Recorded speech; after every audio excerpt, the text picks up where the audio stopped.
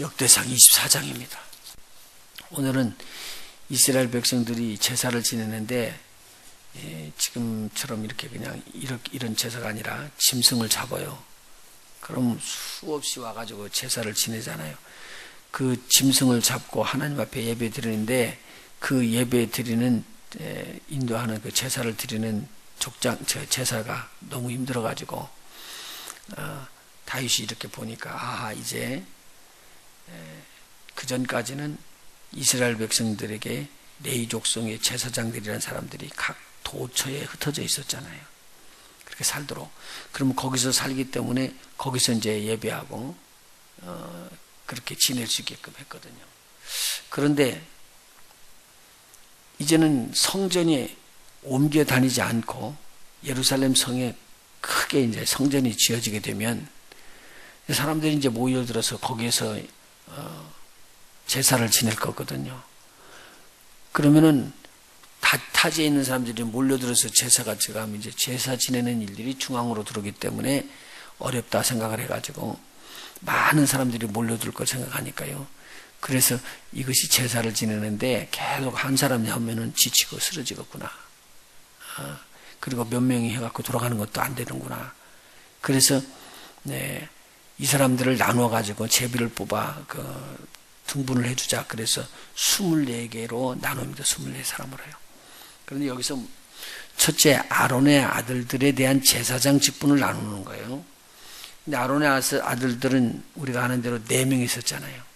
4명 있다가 첫째하고 둘째가 하나님께서 주시는 불이 아닌 자기가 임의대로 가서 불을 가지고 와서 제사를 지내다가 하나님이 불이 나와가지고는 살아버렸습니다. 2사람을요.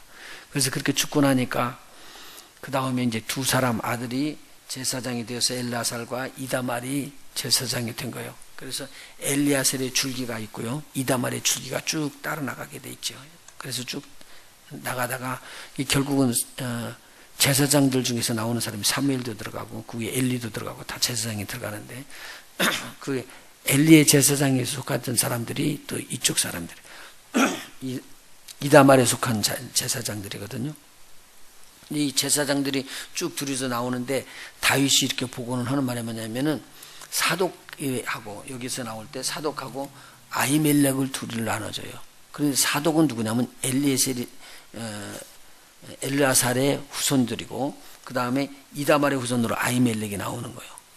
근데 나중에 보면은 이 사독과 아히멜렉이 솔로몬에 대해서는요. 솔로몬 왕을 세울 때 사독은 솔로몬 편에 서 있어요. 그런데 아히멜렉을 누가 잡냐면 다른 형이 잡잖아요. 그래서 서로들 이렇게 대치를 일으켜요. 그래서 나중에는 이쪽 아히멜렉의 자손들에게 주는 은혜가 이제 여기서 보면은 아히멜렉 그 다음에 아비아달의 아들 아히멜렉이 나왔는데 이 자손들이 제사장이 못 되죠. 파직을 해버려서 그래서 그 열왕기상할 때 요 파직하는 것에 대해서 좀 우리가 살펴봤죠. 그러니 이 족보가 쭉 나오는 중에서 이 엘르아살과 이다말의 자손들이 쭉 나와서 이 제사를 지낼 수 있도록 24개의 반차가 세워지는 거예요. 자, 그런데 엘르아살 자손 중에는 자손이 많았지만 이다말의 자손에는 자손이 적었다 그 말이에요. 숫자가. 그래서 숫자를 계수를 해보니까 이 제사장이 될 숫자를 공평하게 이렇게 딱 나눠보니까 엘르아살의 자손 중에는 16반차가 나오고 그 대신 이쪽에 이다말의 아히멜렉의 자손으로 이렇게 살펴보니까 8명이 나오더라. 그래서 합쳐서 16하고 8 합쳐서 24반차가 나눠지는 거예요. 순서대로 이렇게 맞는데 이제 그러면은 제일 큰 형이 먼저 하고 그 다음에 둘째가 하고 셋째가 하고 이렇게 따라 나누는 게 아니라 가서 제사를 지내게 되면 제비를 뽑게 돼 있다 그 말이죠. 제비 뽑는 거 진짜 보면 제비를 뽑고 이 사람이 뽑아서 당첨되면 이 사람은 이제 그 다음에 쉬죠. 전체 다 일이 끝날 때까지. 다음번 2번째 사람이 뽑고 3번째 사람이 뽑고 그래서 24번째까지 뽑고 나면은 다시 또 뽑고 이렇게 해서 계속 뽑아 나가는 거예요. 여기에 기준이 되어 있는 것이죠. 근데 이 내용이 언제까지 지속되느냐? 잡혀가고 포로로 갔다 다시 돌아오고 하나님의 음성이 없어서 400년 동안 암흑지가 시대가 지나더라도 이 사람들에게는 제사장들이 이 반차를 따라서 이렇게 예배하는 거, 이것을 굉장히 귀하게 여기고 이것은 전통으로 나왔다는 거죠. 이 다윗이 굉장히 성전 지명이 있어요. 하나님께서요, 이뻐하시는 게 뭐냐면 성전 짓는 마음만 있는 게 아니라 성전 짓는 그 마음 속에는 하나님을 섬기고 하나님을 예배하는 이것에 대해서 아주 깊은 생각을 한 거예요, 다윗이요. 그래서 어떻게 하면은 이 예배를 제대로 잘 드릴까, 그렇게 생각을 하고 지금 성소에서 이렇게 되면은 확 사람들이 몰려 들어오는데 힘들어. 그런 반차를 나누자. 그래서 24개 반차로 나누고, 반차를 나눠서 예배를 드리고 나면은 한 파트가 들어가서 예배를 드리잖아요. 그런데 그 제사장들을 도와서 함께 사역을 해줄 수 있는 또 사람 레위 족속들이, 남은 족속들이 또 있잖아요. 그 족속들도 나눠서 반차를 또 꾸미자, 그 말이에요.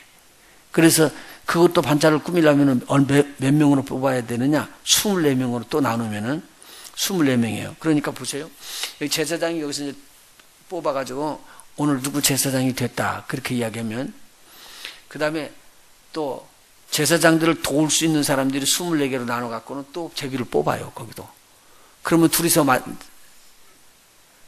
항상 같이 하는 거 아니죠? 무슨 말인지 이해하시죠? 그러니까 하나님 앞에 예배 드릴 때 그 사람들에게 이 일들을 돌아가면서 할 수 있게 하고, 그렇게 반차별로 이렇게 맡아서 이렇게끔 합니다. 그리고는 나중에는요, 찬양단들도 24개 반차로 나눠서 이야기를. 그러니까 예배 드릴 때 예배 팀들이라고 보면 돼요. 지금으로 보면 예배 팀들이 24개의 팀들이 이렇게 돌아가면서 예배를 하고 워십하게 되어 있었다. 그것이 누가복음 1장에 보면은 나오잖아요, 이 반차가. 그래서 신약 때까지로 연결돼요. 한번 보십시다. 신약 때 누가복음 1장.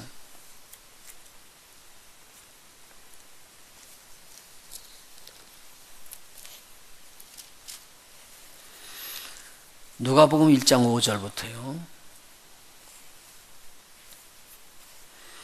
유대왕 헤롯 때에 아비야의 반열에 제사장 하나가 있으니 이름은 사가랴요, 그 아내는 아론의 자손이니. 아론의 자손이면은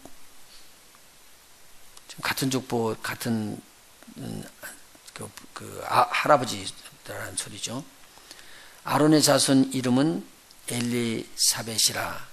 이 두 사람이 하나님 앞에 의인이니 주의 모든 계명과 규례대로 흠이 없이 행하더라. 엘리사벳이 수태를 못함으로 저희가 무자하고 두 사람이 나이 많더라. 그 다음에요, 8절. 마침 사가랴가 그 반열의 차례대로 제사장의 직무를 하나님 앞에 행할세. 제사장의 전례를 따라 제비를 뽑아 주의 성소에 들어가 분향하고 모든 백성은 그 분향하는 시간에 밖에서 기도하더니 그때 주의 사자가 옆에 나타나서 향단 우편에 섰다. 그렇게 이야기합니다. 그리고 이제 천사하고 이야기하게 되는 거죠. 자, 여기서 보니까 제비 뽑아서 반열대로 나갔네요. 자, 그런데 5절에 보니까 유대왕 헤롯 때에 아비야의 반열에 제사장 하나가 있으니 그렇게 했죠. 근데 오늘 본문에 보면은 아비야라는 분이 있어요. 찾아보세요. 몇 번째요? 아비야. 8번째. 그렇죠? 8번째 아비야가 나와요. 그 반열이래. 그러니까 지금 그때 세웠던 24개 반열이 이름이 입혀지지 않고 그 사람들로 인해서 반열을 세서 그 족속들이 제비를 뽑히면 뽑아서 반열에 들어가는 거예요. 자, 이것은 뭘 말하느냐? 하나님 앞에 예배할 때에 크고 적은 게 없다는 거예요. 종가, 그러니까 내가 장자의 종가가 되든지 둘째나 또는 막내가 되든지 그것에 구별을 대지 아니하고 하나님의 일을 할 때는 하나님께서 마음대로 이야기하는 거예요. 역사하시는 거예요. 그러니까요, 지금 미국이 복음을 먼저 받았다고 손치더라도 우리 대한민국이 복음을 받고 난 다음에 우리가 하나님 중심으로 잘 열심히만 하면 우리 예배 꼭 하나님이 들으신다고 봐야 되죠. 그렇죠? 그러니까 마지막에는 하나님께서 영광 받으시는 귀한 나라가 돼야 돼요. 그러니까 지금 미국에 우리가 살고 있으니까 미국을 위해서도 기도하고요. 참 감사한 일이요. 대한민국이요, 조그마한 나라, 일어날 수 없는 나라요.